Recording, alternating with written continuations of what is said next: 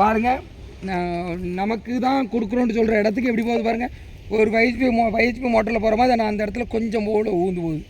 இதுதான் நம்மளுடைய நிலைமை. இன்னும் கூட வந்தாலும் அங்கே தான் கூட போகும் ஒழிய இதில் இதே நிலை தான்.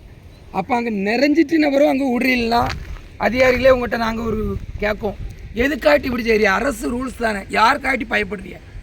பயப்படுறதா இருந்தால் அரசுடைய சட்டம் எதற்கு, முடிவு எதற்கு, இப்படி லெட்டர்லாம் எதற்கு, எதுவுமே வேண்டாமே. உங்களுடைய செயல்பாடுகள் எதுவுமே இதில் நிறைவேற்றலைன்னா இதில் எதுக்கு இந்த லெட்ரு பதில் அனுப்பியிருக்கிய?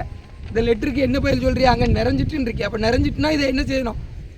சின்ன பிள்ளைகிட்ட கேட்டால் கூட தெரியும். ஒரு சைடு 2 சைடு தண்ணி கேட்காங்க, ஒரு சைடு நிறைஞ்சிடுச்சுன்னா அந்த சட்டை அணைச்சிட்டு நிறையா இடத்துக்கு அனுப்பணும். Simple matter. ஆனால் யாருக்கு பயப்படுறிய, எதுக்காட்டி பயப்படுறிய? நிறைஞ்சிட்டு அப்படின்னு சொன்னு அங்கே நாங்கள் என்ன தான் பார்க்க போகிறோம், மந்திரி மடையில் தண்ணி போகக்கூடாது, அங்கே போகுதான்னு பார்க்க போகிறோம். அப்போ அங்கேயும் ஒரு 50 கண அடி, இந்தாலையும் பெய். அப்போ நீங்கள் எங்களை கம்ப்ளீட்டாக வஞ்சிக்கிறீங்க. உண்மையாகவே நாங்கள் ஒரு பெரிய போராளியாகவே இந்த இடம் நாங்கள் தேர்தலை புறக்கணிக்கிறனால தான் வரோம்.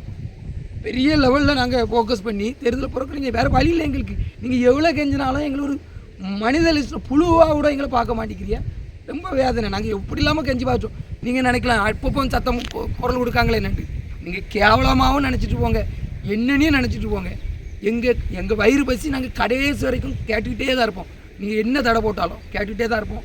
நிலையை பார்த்தீங்களா, நிறைஞ்சிட்டுன்னு கொடுக்கப்பட்ட இடத்துக்கு தண்ணி போகுது.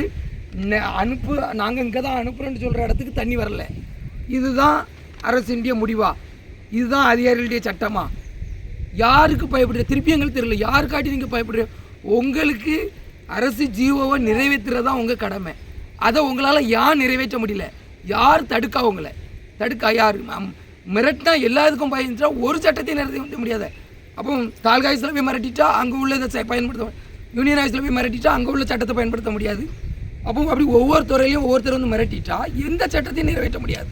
அப்போ இந்த துறையிலையும் மிரட்டிட்டா நீங்கள் எந்த சட்டத்தை நிறைவேற்றுவியா? ஒவ்வொரு இதுலேயும் இப்படி வந்து ஒவ்வொருத்தர் மிரட்டினா எந்த சட்டத்தை நீங்கள் நிறைவேற்றுவியா?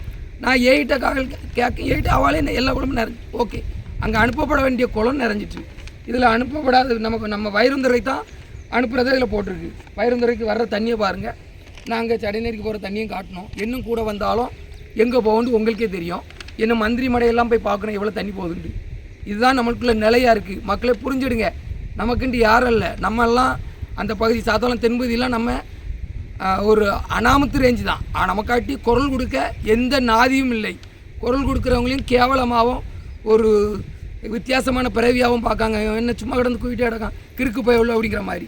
அதனால் வேதனையாக தான் இருக்குது. பதில் போடுறேன். மக்கள் உங்களுடைய சிந்தனையிலே விட்டுடுறேன். கிடைக்குமா கிடைக்காதாங்கிறத போராடி பார்ப்போம். கிடைக்கலன்னா அதுக்கு மேலே உங்களுடைய பதிலில் தான் இருக்குது. 2026 உங்களுடைய பதிலில் தான் இருக்குது. நான் வேறு ஒன்றும் சொல்ல முடியாது. நன்றி, வணக்கம்.